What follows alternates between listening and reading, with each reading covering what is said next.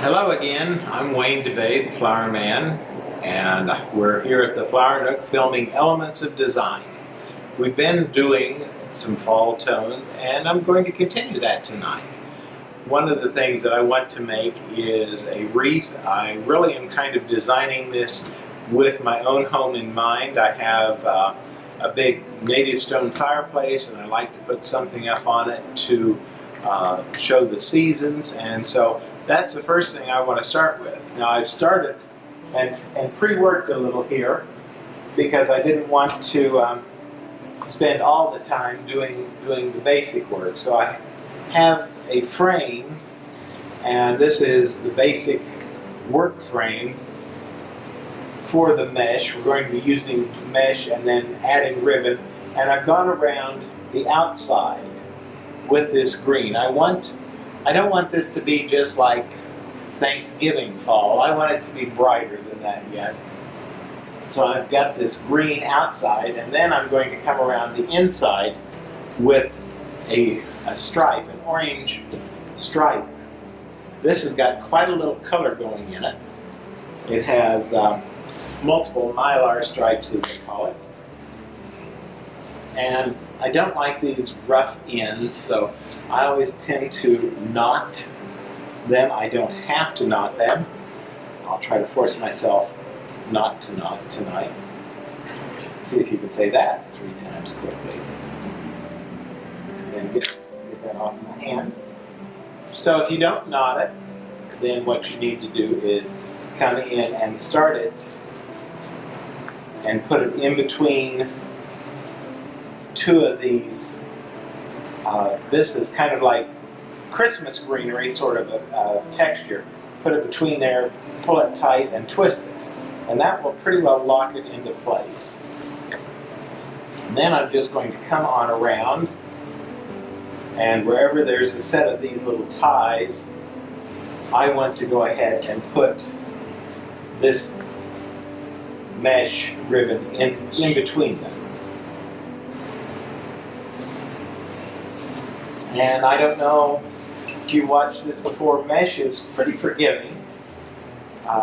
The thing of it you want to watch out is to make sure you know the quality of the mesh you have. There's a lot of different grades out on the market. Some of it holds up much better. Some of the less expensive grades have had problems in the past in being not being color-proof. And so if you're using something in a point with moisture, that's always a consideration, is it going to bleed on whatever I've got it on if it gets a little moisture. And I like to just turn it as I go. I think it works a little bit easier than trying to do it all in one spot. Pull it tight, give it a quick twist. Very repetitive. The mesh, this big wide, it's a 20 or 21 inch mesh. It comes in 10-yard bolts is the normal put up on it. Ribbon term, the way they put ribbon, the way they merchandise it for our industry, 10 yards is standard. You might find bigger bolts, or you might find smaller ones. So if you're going to do a project, take a look at how many yards you've got. I started out with probably most of 10 yards in the green around the outside. I have a couple of yards left, I think, on that bolt.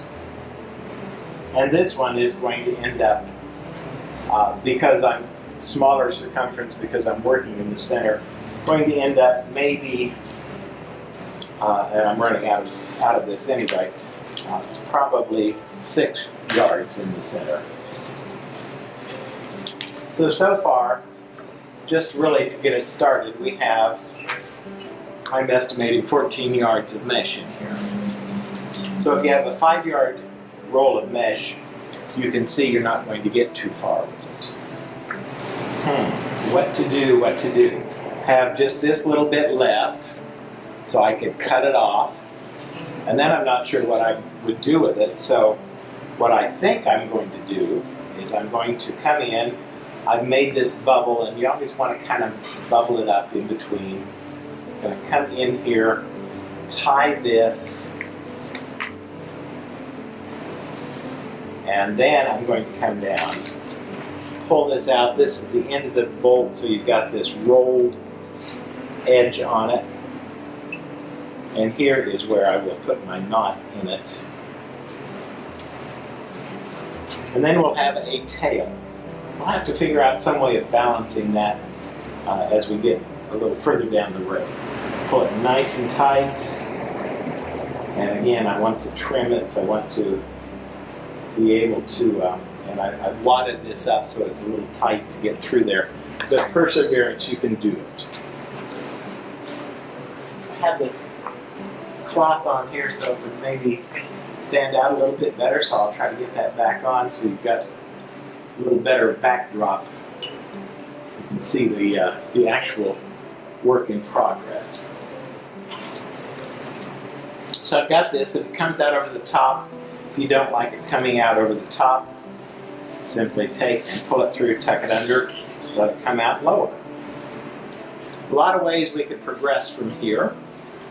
And one of the things that I've done, I've taken my orange mesh, and I really like this product. It comes on a roll this way, and I could use it this way, but I don't think you get a whole lot of show out of it, and you use a whole lot of product.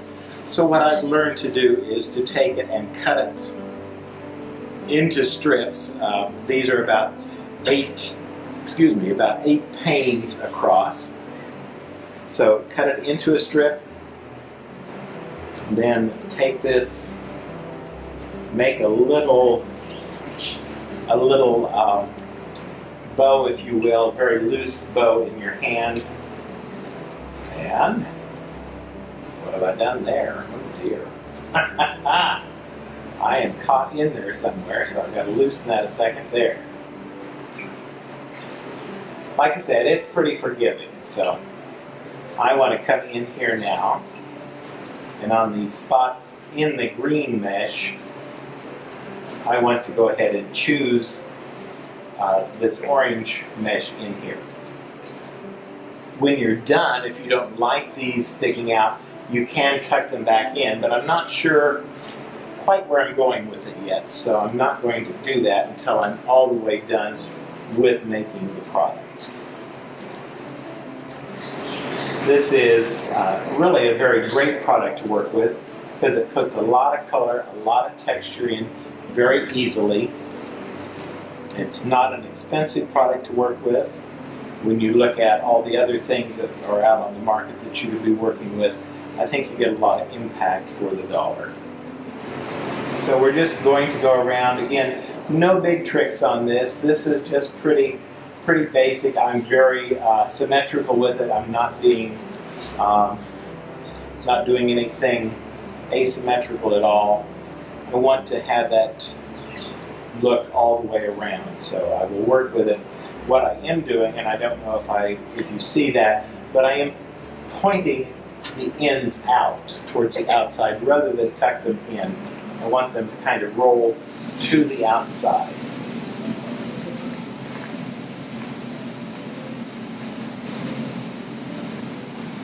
And you can always fluff and do after the fact with my somewhat inexhaustible supply of strips here, and see if I can finish this off. You can do, you can change the scale of your wreath very easily by the amount of material that you put into the loops. If you do bigger loops, you will use more material, but you can create a bigger look. So you need to kind of understand the area that you're designing for, the area that you want this to go into. This works great on doors, but if you have a glass door in front of your house door, then you also need to think about how thick you're making it and keeping it fairly thin so it won't look like it's being smushed against the glass when you close that outer door.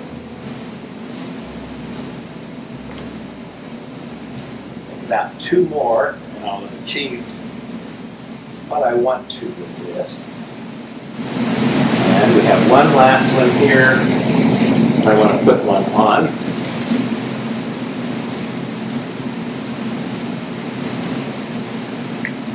And then the question is, where do we go from here? We've got a good start on it. What I like in mesh wreaths is to have some complexity, so that you don't have just a one level color, that you don't have a flat look to it. I want to have a little depth to it. And I took apart, this is a plastic vine, a bush, if you will. And plastic is something I don't always work with, but I think this is a great application for it. If you have, especially in a weathering area that will have some weather, plastic is a great way to do. And so I'm just going to come in. You can lay that in and twist this over the top if you want to. And I just lost it there, so I'll try that again. Twist it over the top. And then if you want to be sure that it will stay there, then take that wire stem of that and twist it around a little bit. So we can just do this. Again, this doesn't have to be all the way over it. You can do as much or as little as you want. It could be just an accent to the overall wreath. So we'll take that, we'll just twist that around, and you can even wrap it back on itself. That makes it very stable. It stays where you put it. And I'm going to come up here and maybe do 1 or 2 up at the top for now. So now, I'm going to come here and collect. You'll find that mesh is a great collector of things. Anything you set it next to, it will pretty well latch on. I want to come up on this top side and put a little in here. Again, I'm just going to twist this around so that I have a very stable, it won't fall out. And it also, because this is all wired, you have the ability to have a direction on it, which is nice. Now I do have a couple of other choices that I could put in here. And like I said, I think the complexity is important. I think it's nice to get that multiple layer look. This is a kind of a rich coppery color. And it's also got that mylar in it. The mylar stripe helps throw the color around. And I like that. I like a little bit of light bouncing around in things. This is going a place where there's spotlights on it, so that helps bounce the color. At least it turns out, and I like it. So this doesn't have to be, again, as symmetrical. What I'm going to do with this is I'm going to knot both ends, and then I'm just going to take it and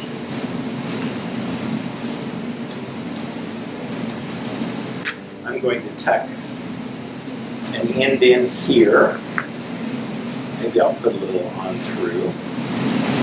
And as you do this, you keep using these ties so that in the end you don't really have a whole lot that is left showing, which is kind of nice. I think I'll just throw that tail down, and then I'll come in on the other side and do something very similar with it. Just do a little piece layered on the top of the wreath, if you will. You know, Pantone color of the year this year are greens, and I'm still in love with this kind of citrusy green.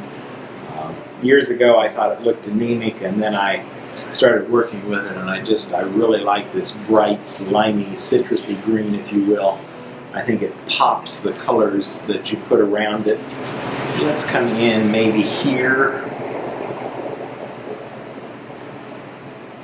what I've learned is there are very few wrongs with it. If you don't like it, you can always take it apart and do it again.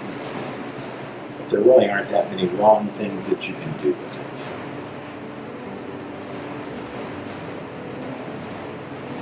it. Like I said, I like the complexity of it. I like this multiple layer hanging over it. Let's see how this works. Now I have just a fall plaid ribbon, and it picks up the green, it picks up the orange, it's got a little burgundy in it. And so I think I want to come in and do a little bit of a bow up here on the top and let that drape down. So I'm going to start with, probably 2 feet for a tail. Size and scale, again, depends on the wreath that you're making, how full you like it. I want it to be lush, doesn't need to be overwhelming, but I want it to look rich in that respect.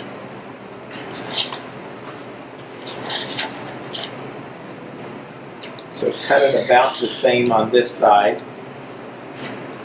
And then you can also take another length of ribbon, just a basic length, and put it here in your hand.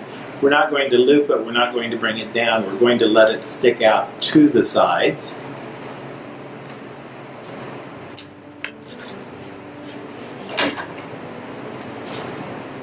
And got my wire. Make a big loose bow with it is what we're really doing.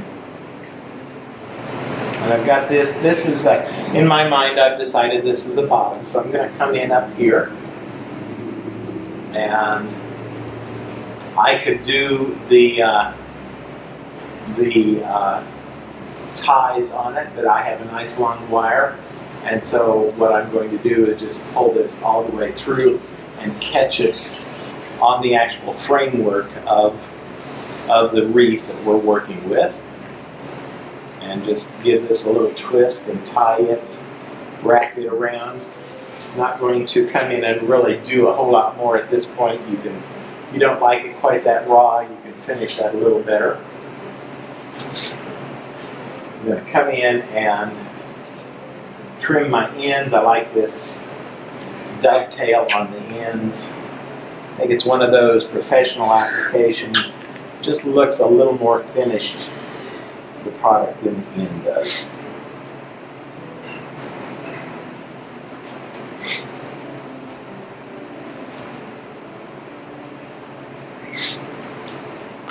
And you can get just quite a little time wrapped up in these, as you're starting to see. I've already done that. And we'll let that be for now. If we like it, terrific. If we don't like it, we can always work on it. I picked several different materials that I thought would be kind of a fun addition to this.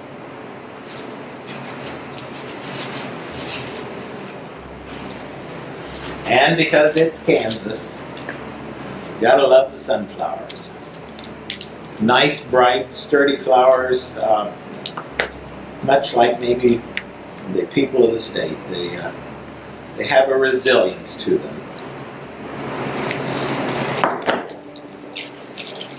And I don't think I really need all of them, but maybe 2 of them would be a good start. We'll put some good color up at the top. I'm going to move that leaf up a little taller. I maybe have to glue that, but I won't do that right now. And what I'm going to do with that is I'm going to come through the frame, part the mesh a little bit, and I'm going to carry out. I should glue that. I'm going to come back to the actual metal form here, and I'm going to this is a pretty heavy stem, but I'm going to go ahead and twist it around that frame. And so again, that locks that flower into place. It's not going to go very far at all.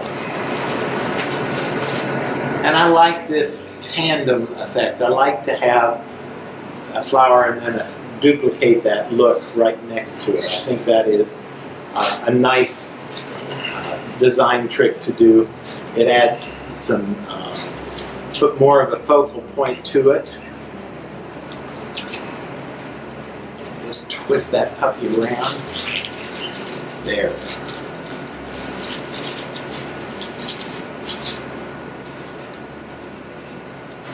This is a little silk alternaria that is just a very pretty blossom. I'm going to come in and put a little stem of this through in that same general area as well.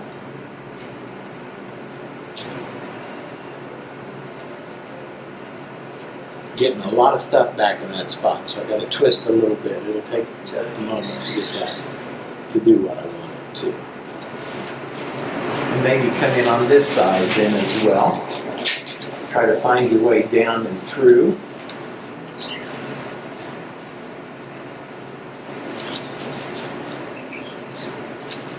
I want that to be secondary in its placement. I don't want it really overshadowing the sunflowers. I want that to be more of a background, if you will, to it. And this is a silk millet, supposed to be a millet. And I think it, again, great texture. I like, as you know by now, I love texture. I love to have that layering of texture. So we're going to come in and put some of that in here. And this could be a little bit taller in this case. It can stand up just a touch above because it is a spiky flower. And you know, that's another thing that I like about it is that we have done, with the sunflowers, we've done a round blossom.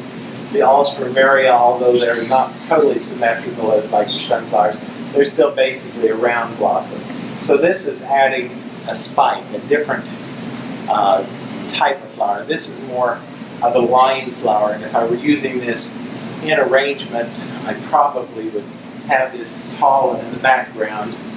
I don't think I can get quite that effect here, but we'll see if I can work that a little.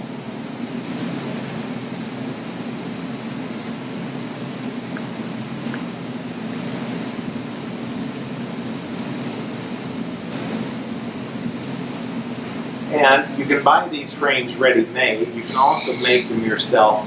I find the ready-mades are very nice to work with, very secure. You don't have to fight it a lot. I just am a fan of the ready-mades in this case.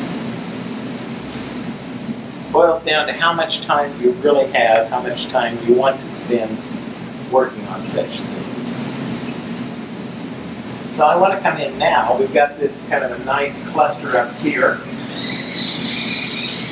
And I want to come in and pull a little bit of color down here. So maybe I'll put a single sunflower down here.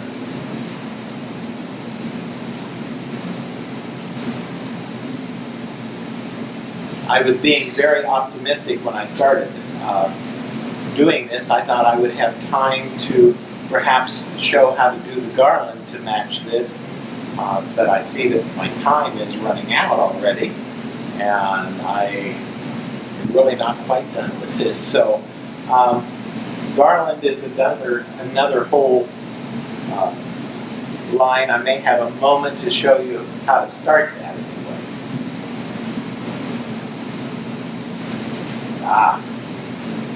Like I said, it catches things very readily, so it caught me there. You could glue the flowers in. Some people like to glue the flowers in. I have adopted this tying method over the years. I don't like to burn my fingers with a hot glue gun. And it also, if you decide that you don't like placement or want to do something else with it after the fact, then you don't have the issue of trying to pull things apart. You just simply unwrap it. So, you know, nothing wrong with a glue gun if you're comfortable with that. Go for the glue gun. Like I said, I like this a little bit better because I am not burning my hands off. Although there are low temp glue guns too. You could be using a low temp. Another thing about it, even if I'm doing this and I'm going to do this for especially an outdoor project in this climate where we have hard freezes, if I have wired it in and twisted it on to the base form, it's not going to, the glue will not give away. Sometimes the hot melt glue, when it gets frozen, then it starts to give away. And so this will not give away. It will stay right where you put it. Well, I could keep on going for a long time with this. There still could be more added in. You could add more layers of texture. You could add more tails. You could take this ribbon and come down here. It could take some of the green if you wanted to do that and pull it on down as well to help elongate this. But I think I'll quit and I'll show you. I've got about 5 minutes maybe, and I'll try to show you a little bit about the garland. And again, I'm using a pre-made form. You don't have to use pre-made form. You certainly can do your own. There's a lot of different ways to do it. And get my garland over here.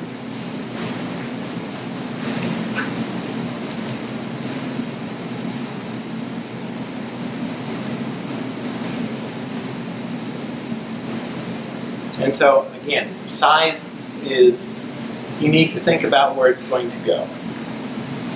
I want to do this to lay on a mantle, and so when I'm getting such a big heavy knot, I think I'm going to back off and just trim and tie.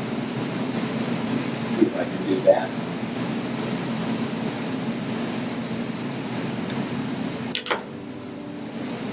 So this is a fairly light, commercially made garland.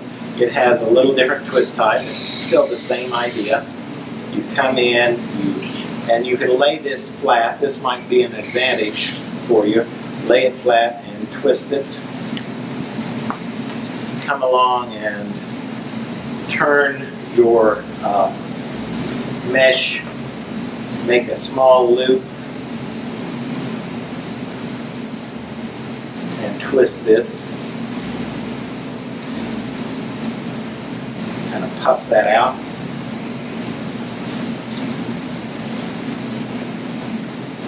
Come along the next spot and puff that out again.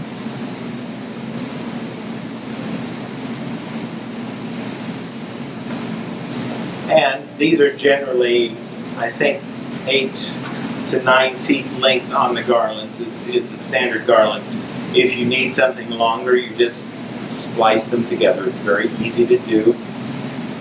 If you run out of one bolt of material and you've got more of the mesh, you just do, you can tie them in.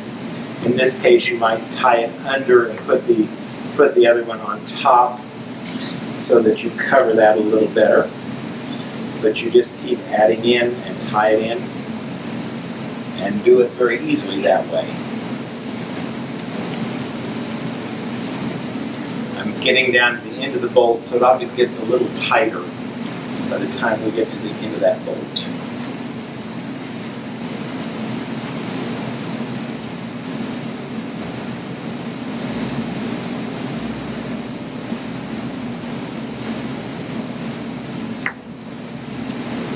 So I think I'm going to stop with the green and just try to show you excuse me, a little bit about now we've got this started, and you can come in with this same sort of idea and layer this on top.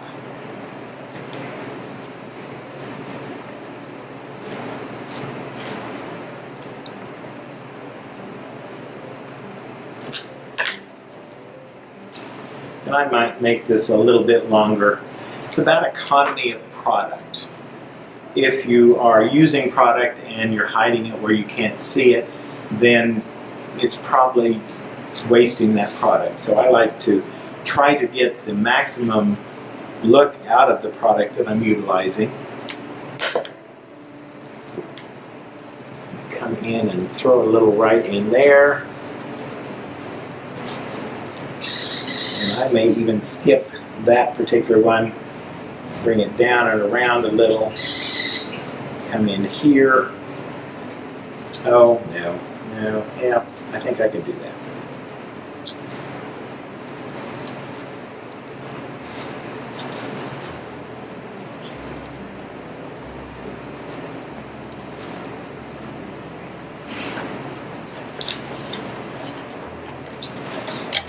And then again, you can come in and you can do,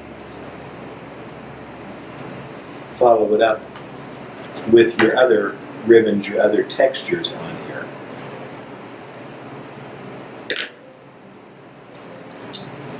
And I may just pull that through there.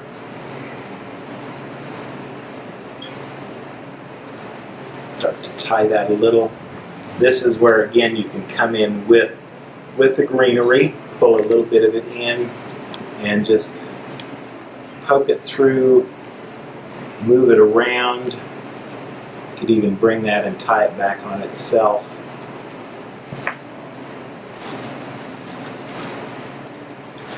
Come in with your flowers, and we'll just start here. I'm just going to place these in so maybe you'll start to get a visual of what we're doing here down the row. And in the real world, I would be working on tying these in and finishing it up nicely for either myself or my customer.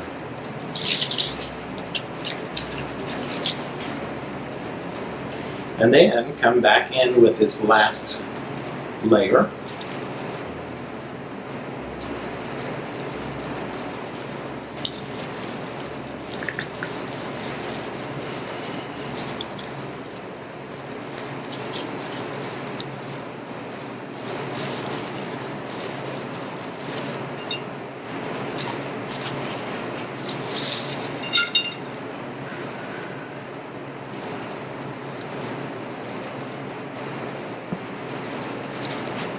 And on the wreath I went all one way, but on this one I might go ahead and switch it back and forth so one side sticks out to the left, the other one goes out to the right. And then we'll just tighten this all up.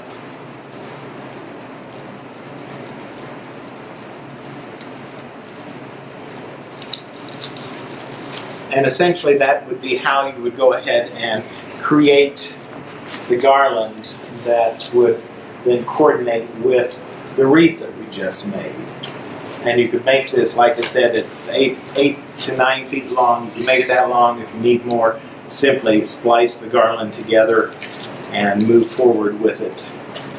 Well, that is my time. I have used my time, and hopefully you've enjoyed watching this process and learned a little bit about how to work with it. It makes an easy, very colorful display for your home, for your business. So I hope that you've enjoyed it. I'm Wayne DeBey, AIFD, the Flower Nook in downtown Salina.